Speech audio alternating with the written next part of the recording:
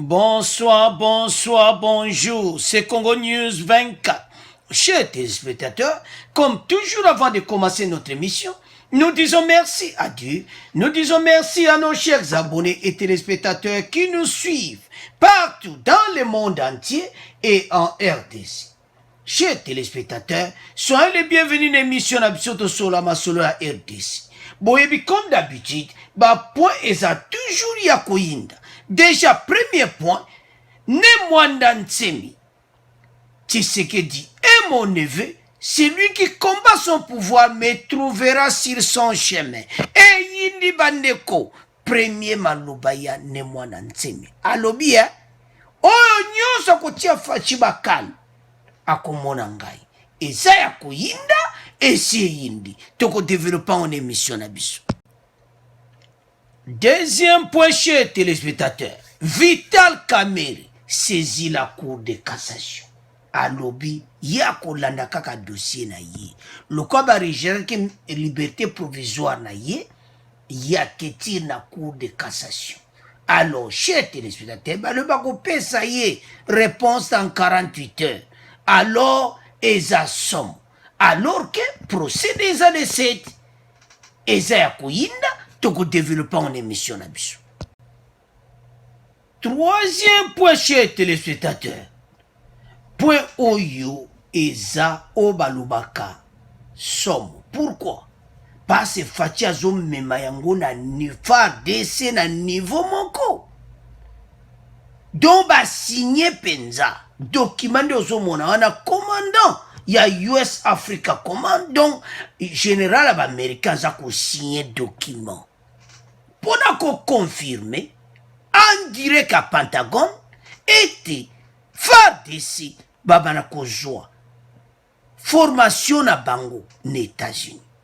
Alors, chers téléspectateurs, talabe fort fatia osadon armée na biso mo comprendre kaka.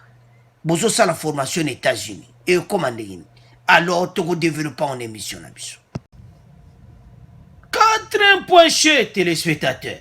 Et Yindi, Emmanuel Shadari et plusieurs officiers de l'armée bientôt aux arrêts. Massacre de Langanza.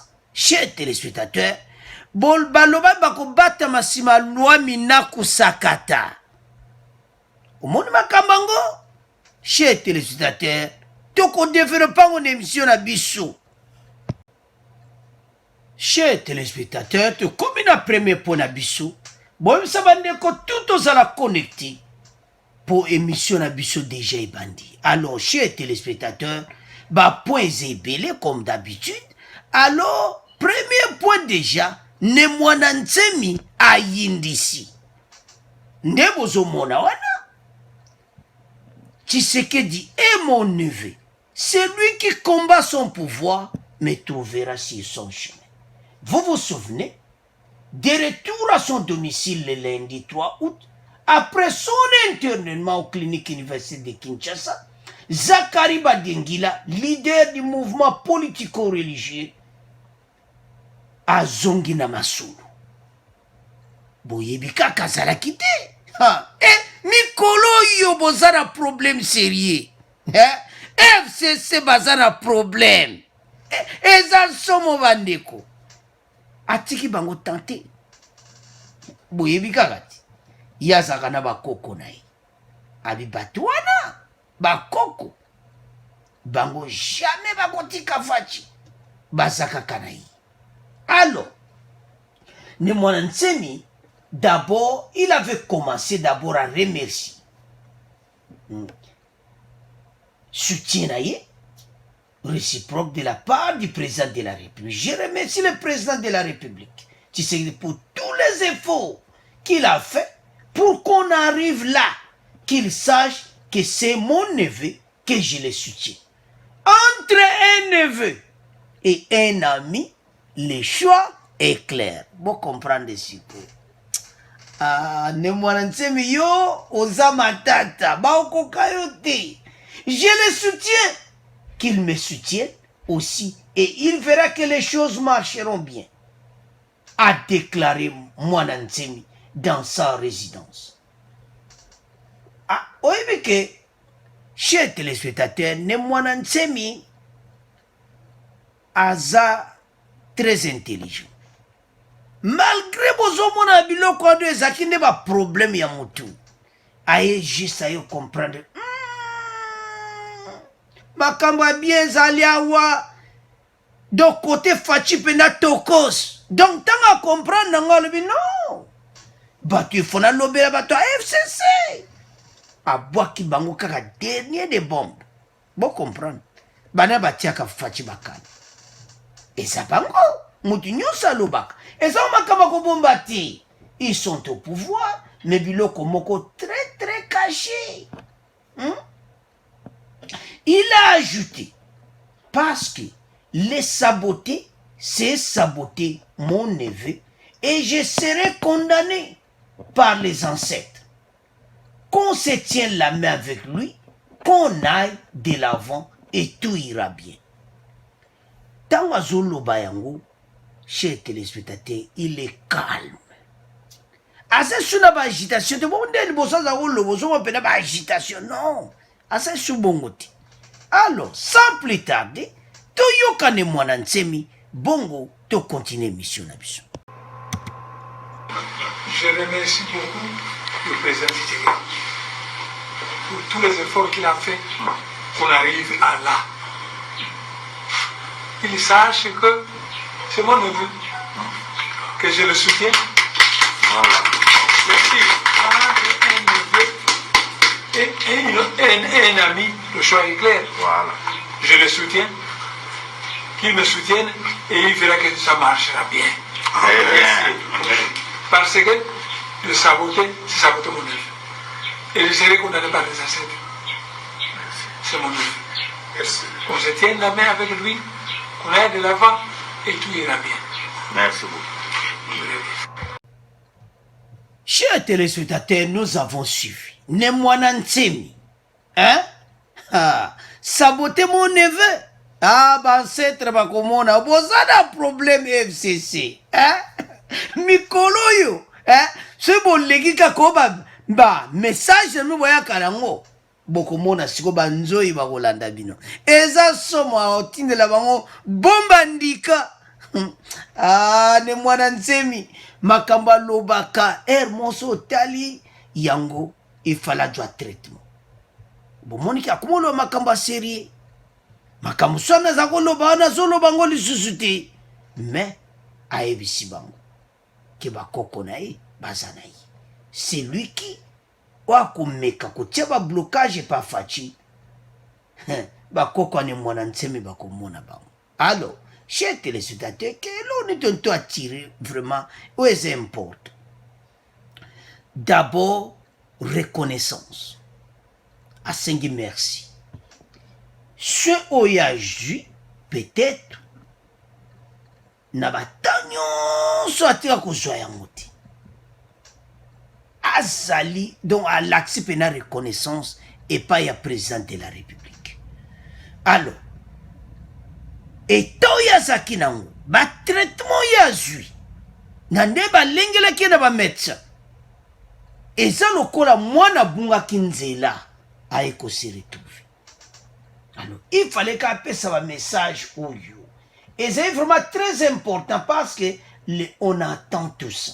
Ne mwana Nsemi il disait il y a 9 ans na lobango banakala que fatia za nevena. Vous comprenez ce que Alobi, entre un ami et le neveu, le choix est clair. Alors, Nemwana Nsemi Sikoyo a déclaré Malobawana que bateau batiaka fati bakal banani. Donc, est-ce que directement na point FCC na mikole koya bako faire face à un Nemwana Nsemi nouveau. Nemwana Nsemi wakoloba selon ba principe akufinga te akoloma pasa jindika zona jupe na éducation donc rééduquer au centre Saint-Pépi bongo na ye comme fraîche mémoire ba conseil et tout oyazu et puis calme wa kominango ba stress nyonso elongwe omoni nde ezala makambo yango omoni ndenge okomi bien donc Fachi alakisi comment il peut prendre soin attention donc na baka nyonso boyebi ne mwana nsemi makambo alobaki na Fachi alobi no eza normal te oh boya na ye CNPP après CNPP un nouveau-né mwana nsemi.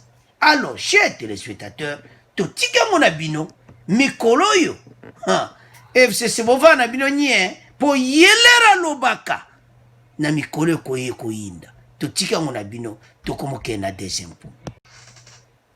Alors, chers téléspectateurs, dossier Vital Kamerhe. Kamerhe, la Cour de cassation, ces gens appellent en chambre du conseil, se prononce dans 48 heures sur la liberté provisoire. Bapimela qui est la Cour d'appel à Matia, et alors, Baboya qui a habité, il faut même on a Cour de cassation. Alors, Bapessi rendez-vous. Après avoir été entendu le lundi 3 août, en personne Yemoko Kamerhe, le directeur de Bozo Monewana, devant la Cour de cassation, donc le directeur du cabinet, pour une audience en chambre de conseil dans l'affaire qui l'oppose au ministère public suite au refus de lui accorder la liberté provisoire. Il y a le même, on a besoin de liberté provisoire. Mais bazoboya. Abingana ko kima RDC te. Ngai ndena zana ba responsabilité na ko kima te na zana RDC. Vital Kamerhe. Bazondi mateke yo o so batiki yo. Anatanda ba samsa. Yo. Ba monikia to ba koti kote. Par s'appel des gens qui déjà condamnés. Alors le colosa déjà condamné est comme un peu difficile. Mais Kamerhe a le bien kotikati. L'audience est terminée à la Cour de cassation et va se prononcer dans 48 heures. Donc c'est-à-dire Lelo, lobby, mercredi. Donc, bako pese réponse ne lobby. Ce qu'ils ont refusé ou pas. Mais je ne vois pas comment Vital Kamerhe a couru sur Namakambo. Vital Kamerhe faut yebaki. Oyo nyonso oyo salaki. Oza vraiment na motema so otalo mona que vraiment oza coupable. Entre-temps, Vital Kamerhe a saisi la Cour de cassation en procédure de prise en partie contre 3 juges du tribunal de grande instance, notamment Bakenge Mvita, Kasunga Ngeleka et Makala Kayembe, respectivement président et autres membres de la Chambre. Mvita, Obozomona Toti Fotone Wana, a commis président na tribunal de grande instance. Mais il y a un problème.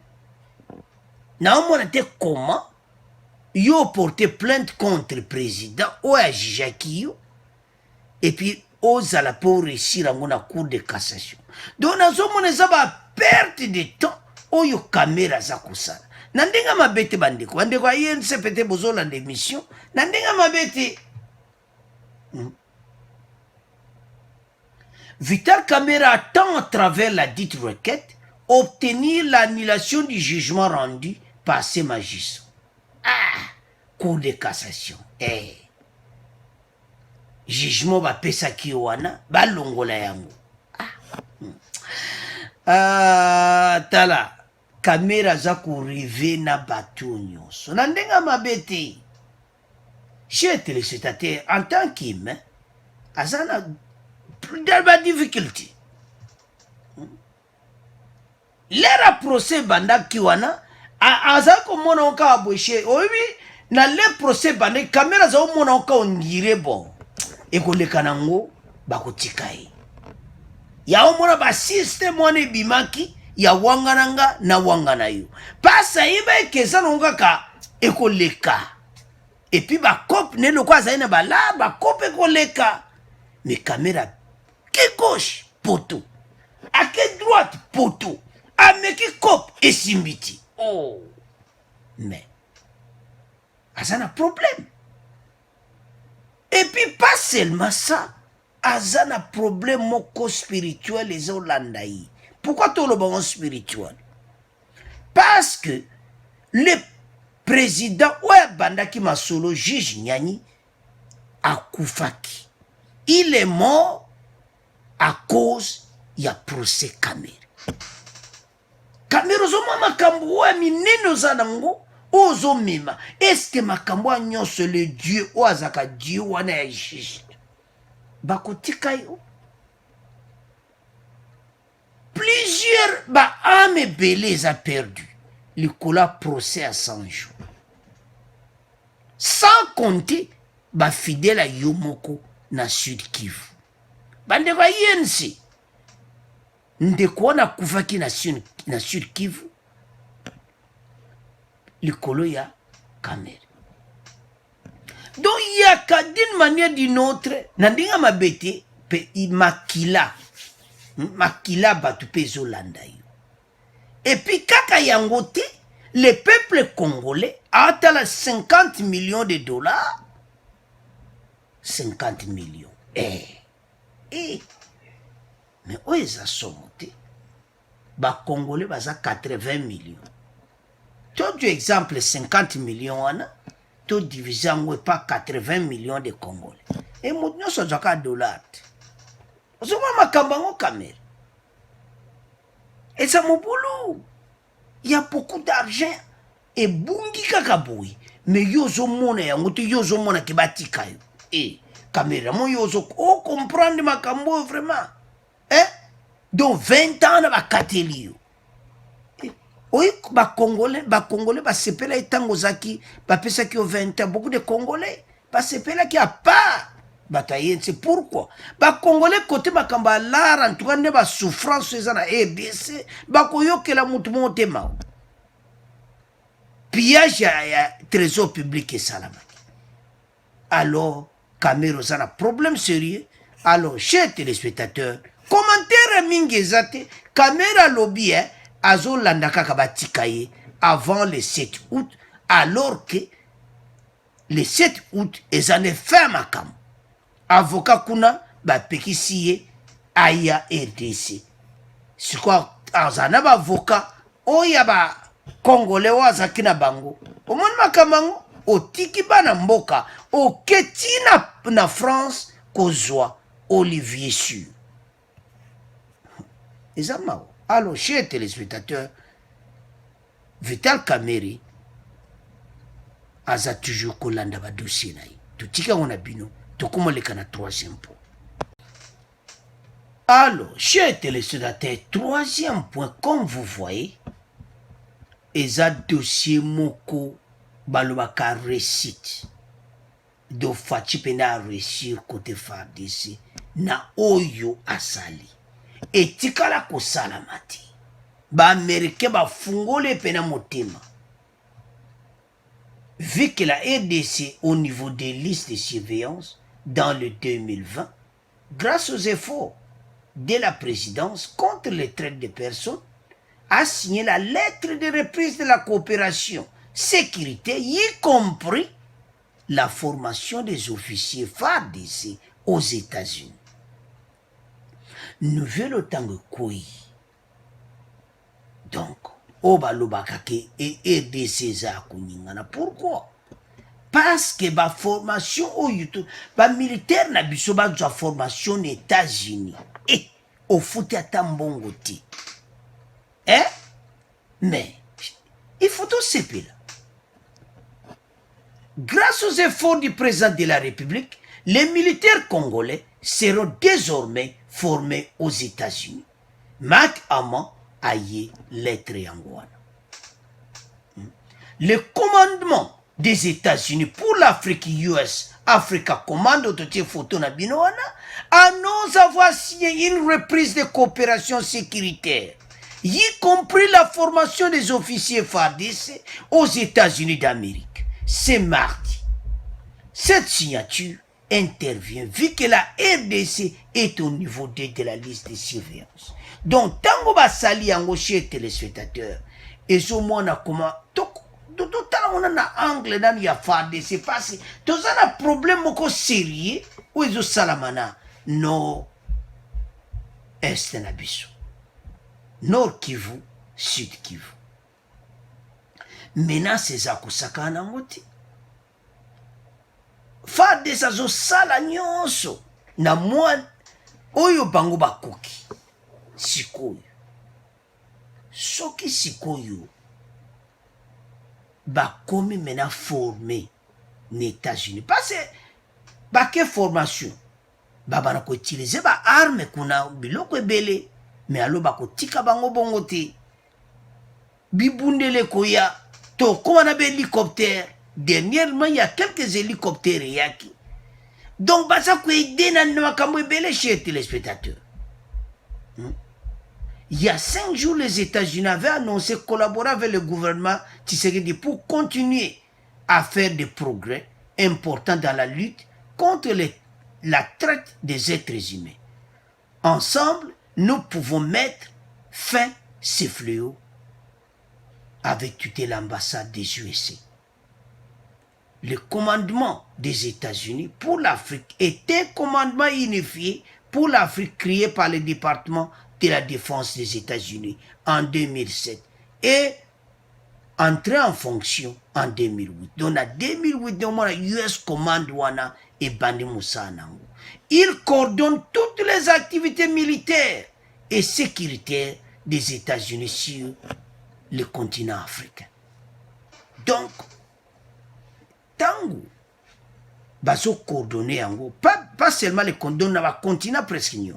Alors, eloni ko salama abande ko tolanda bango balobaki que ba militaire musuba ba officier armé musuba zana sanction américaine alors bango bakoko intervenir te na FARDC na makambwana. Alors et salami mbala moko tango John Numbi Alongwe donc oyo kapenda la porte ouverte par Fachi. Boyebi ke Fachi tanga komaki na pouvoir. En tout cas, afungula ki porte nyonso pa ba américain. Ndeto oloba ba américain bazebele ba officier na musupe bazali awa. Mais baye komona formation de ba osala ngwa wa na émission moto to laksaki bino. Ba mona te ba mema bango na États-Unis. Donc ba jupe na mpepo ba kene États-Unis. Ba ji formation ba officier militaire na biso et puis ba zongi. Gratuit. Partenariat on est quoi de makambo ebele. L'aide étrangère des États-Unis à la RDC vise à soutenir les conditions de sécurité et les structures de gouvernance nécessaires à l'amélioration des secteurs social et économique congolais et à permettre l'extension de l'autorité de l'État à travers le pays. Fachi nga zawana yonso no tala bande ko msuba makelele zangatina Fachi nda zawana aza peno baloba ka blendi ba américain baza zinga na yi osimbi Fachi osimbi États-Unis.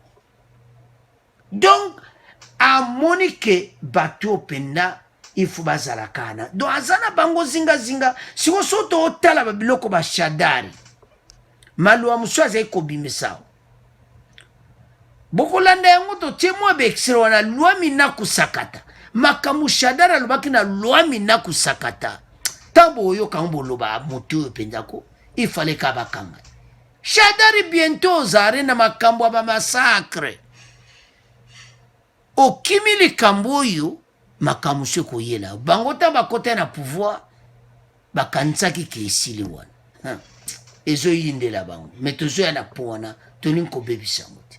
Alors avançons. L'assistance des États-Unis en RDC cherche à promouvoir la paix et la stabilité surtout dans l'est de la RDC. à protéger les civils, à renforcer les institutions de gouvernance et l'état de droit. Donc, mission na bango ako, yauma bazo sepelande fatia za koza vozen l'état de droit. Balingi pena sécurité kota kuna na est. Do kimia penza oyo ka pena ke koti. Bazo mona ba theorie tile lezo salam. FCC le razo ganga wana fachi koto ya zo se préparer. Bandeko, ezali kambo esama leona lobiti. Ba américain ba yebi ke kune za grand zamba. Ba américain ba bunda kame ba bunda pena na ba zamba minene ne ba forêt wana te, ba forêt équatoriale. Oh. Eza mobulu pona ko sabi tumba na kata ba forêt wana. Alors ba américain nde bazome ya masolo wana, ba yebi ke petit à petit bazo travailler na ba officier na biso ba ko me ba on États-Unis formation. Malembe un jour, même avant mandat Fatchesila, au moins Kabakiti. Donc, au moins, l'armée américaine bangwana na Nord Kivu.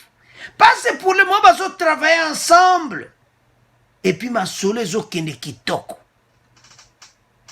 Alors, balimbe des pays na biso. Même pas problème où il y a économie. Baza a besoin que même l'économie na biso ait changé. La production agricole, l'accès au crédit, soutenir le redressement économique, la croissance, les services sociaux de base. Oh, Fatia pese un discours de base, oh, salama. Alors, chers téléspectateurs, Fatia zome à Makambu, il y a phare de ce niveau du coup. Vous comprenez ici. Formation aux États-Unis. Mais tu comme un armée très fort. Alors, Fachi, surtout comme l'armée à Makasi Fachi, et c'est bon. Alors, chers téléspectateurs, tout ce qui est pour Nabino, tout comment les gars point Oyebo Mimboka, Emmanuel Shadari, bientôt aux arrêts.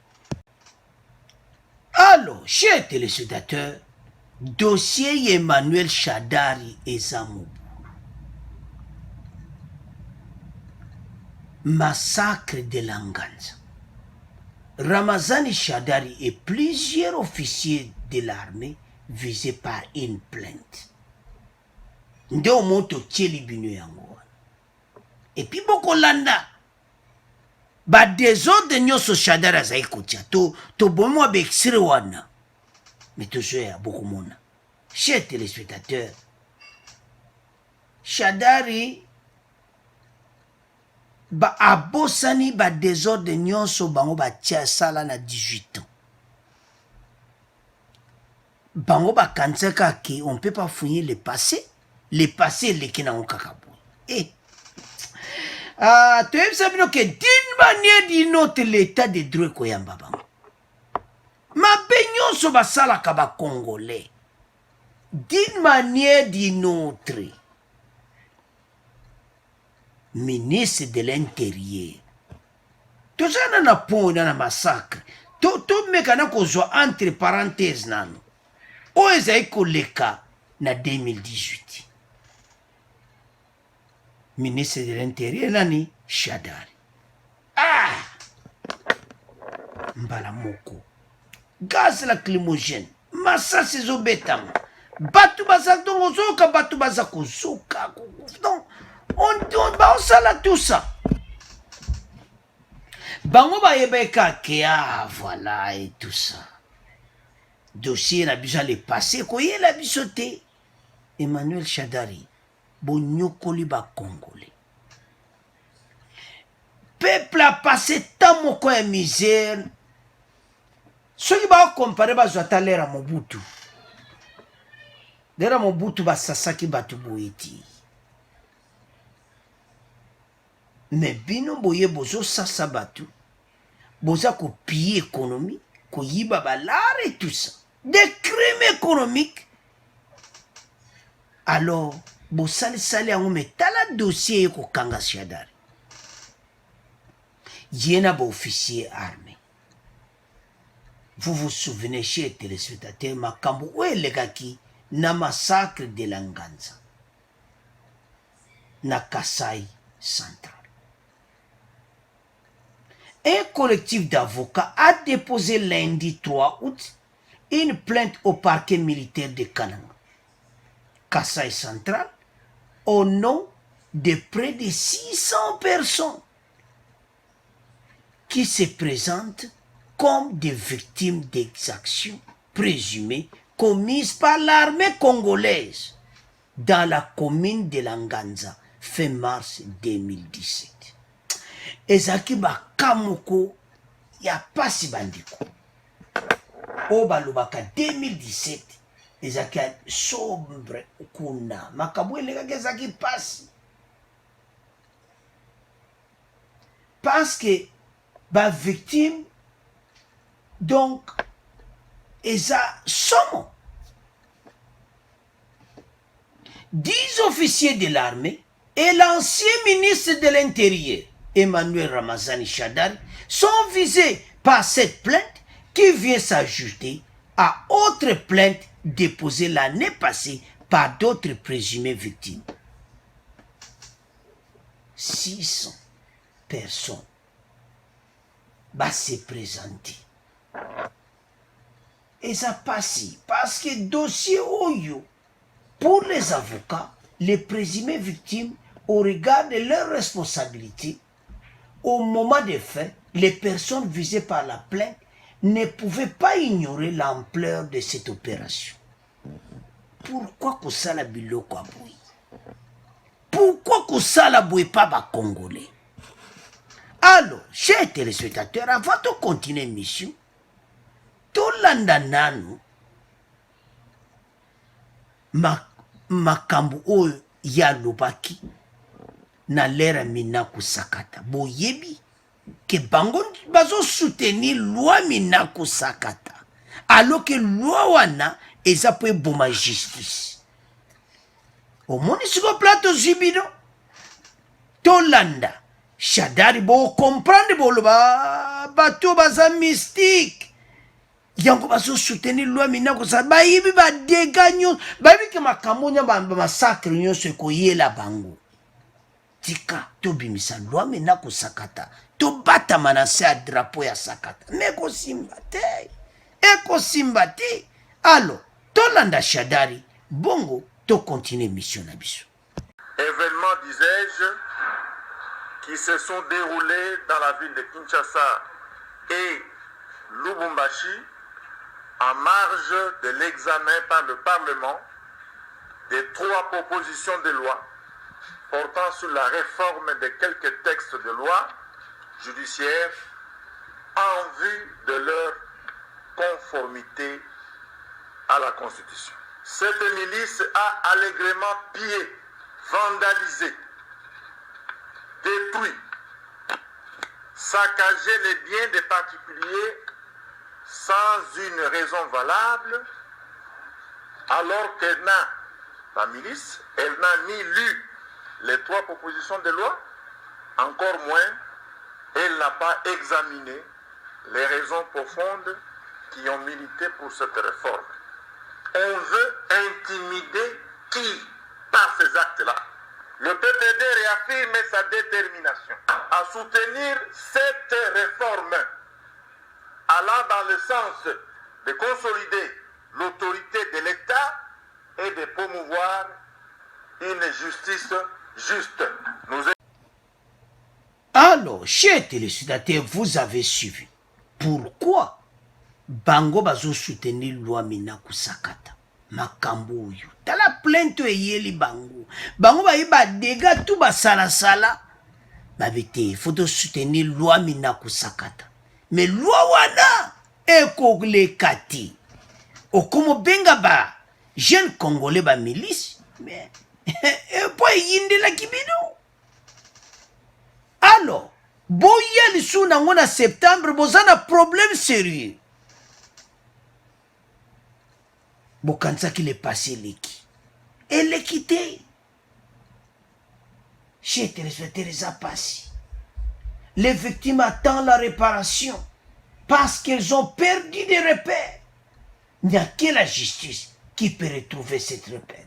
Et ça mawa pour les réhabiliter dans les droits. Les personnes visées par la plainte, chers téléspectateurs, nous avons la liste. Na armée, le général de brigade Assoumani Koumba Issa, général Mputela, colonel Jean Dédié Mambweni, colonel Isaac Safari, lieutenant-colonel Maïga Gaga, lieutenant-colonel Maese Angui John, lieutenant-colonel Danjaboul Bin, lieutenant Vangu Vangu, capitaine Charles Mukanirwa, vous comprenez Kabakombo, Mukanirwa, capitaine Sakwa, Emmanuel Ramazani Shadari. Donc, bab officier armé, Naye Shadari, ancien ministre de l'Intérieur. Makambu oyo bato basala, siko bazo mona que non, tous un problème sérieux. J'ai été, ça fait mal. Bango ba yebi ma be to basala. Ba famille oyo ba victime oyo ba lobi oyo salama. Et ça oyo baona ba mona ti dans l'histoire. Batuana ba ama batuana. Batu oyo kaka massacre. Batu boni boboma kishadari. Pourquoi bolingi peuple congolais te? Nga se comme na point oya bandeko ba congolais bali waouh tout ça. Ça me fait mal la mission. FCC, PPRD. Bolingi ba congolais te. Ça se voit clair, yango bozo boma biso. Yango bo salama kambu nyonso pendant les 18 ans. Au moni ndenge yelibino sikongai. Alors, ce que bolandi discours wana. Nous soutenons loi Minaku Sakata. Hey!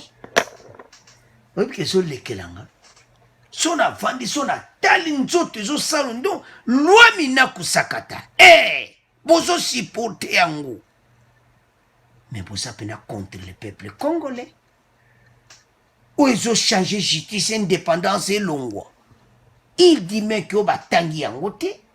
Azo benga ba milice et tout ça. Langage. Il y a homme d'État. Nsambaza malamu. Parce que Shadari président ya RDC. Mais tonto commande. Oyo kaka le pire. Et ça montre clairement comment vous avez détruit la RDC. Donc vous avez comment on a besoin de l'auto éviter. Basé ko juger ba congolais na éviter combat nyama comment massacre ya boui. Alors état de droit marche le passé yaka moni sikone gezuyo ayo kyanga bani ko déjà ba déclaration voilà et tout ce ko okokangama. Bongo penga siko yemei. Ozada problème sérieux. Po bino soli kamuke kaka na benga yemei. Ya ko soutenir ye pasa ba dossier wa ye. Et comme il a l'air mutuna dossier na ye. Alors, chers téléspectateurs, makambo tanto otala motema passe en tant que Congolais. Yauma kankato lobaki. Bato tout basana ba RR na ba baling veza mawa balingi bisote. Pourquoi biloko aboué Shadari? Pourquoi? Alors, chers téléspectateurs, bango ba yebika ke loi Minaku Sakata vrai cop. Dondenge zao. Et puis, il disait même que l'Assemblée nationale a une majorité. Quelle majorité? FCC cache déjà boza ensemble. C'est Fachi a dirigé la majorité. Wana. Yango tozo loba que quelle coalition? Coalition ya ndenge nini oyo bandeko? Bozo salaka makambo à l'encontre ya peuple. Et puis, ils ont le discours, un événement, il y a une milice, ils ont saccagé. Maintenant, bon, monité, il faut que le peuple. Tant que vous avez battu, vous avez calme. Chez téléspectateurs, vous avez l'article, Esaïa Lelo. Alors, Ezamawa. Tant que vous avez là, comment bateau le peuple pendant 18 ans. Le peuple a beaucoup souffert et comme il y a un point, bateau nyon sozare. Pavillon 11 et koyamba yo kalati. Caméra ko jwa vrai voisin. Bon, ba carte bena vrai no kuna bon. Watu tika mona bino parce kuna na kati. Makambo ile ka kuna. Tango koma kabo vie shadari. Koma ko vie. Ngombe shadari. Ambamo ajunga kangisi elila. Oh ninaona sana kati ya place huyu. Parce qu'il y a un massacre qui m'a dit. Vous serez aux arrêts. Parce que plein des ADG c'est quoi? Massacre de Langanza. Bakeko de vous êtes plein déjà. Bo transféré de Kananga Kinshasa ya koinda et c'est yindi bo batoyo direction pavillon 11. Ba Congolais ba lembi. Bon, nous avons pendant 18 ans, d'une manière ou d'une autre, et yélibino. Alors, chers téléspectateurs, tu commis qu'on résume mission pour le bande de Koba région, le premier point de l'oba qui n'est moins ensemi. Alors, le fachaza ne venait mouta ou tieba kalazana problème. Deuxième point, tu l'oba qui caméra le dossier à kotikati. Et puis, troisième point, phare de ces formations aux États-Unis. Et puis, Poyasuka, Emmanuel Chadari et d'autres officiers de l'armée aux arrêts. Merci de Bolandi émission. Bon abonnez massivement chers téléspectateurs. Merci pour nos commentaires. Au revoir. À la prochaine.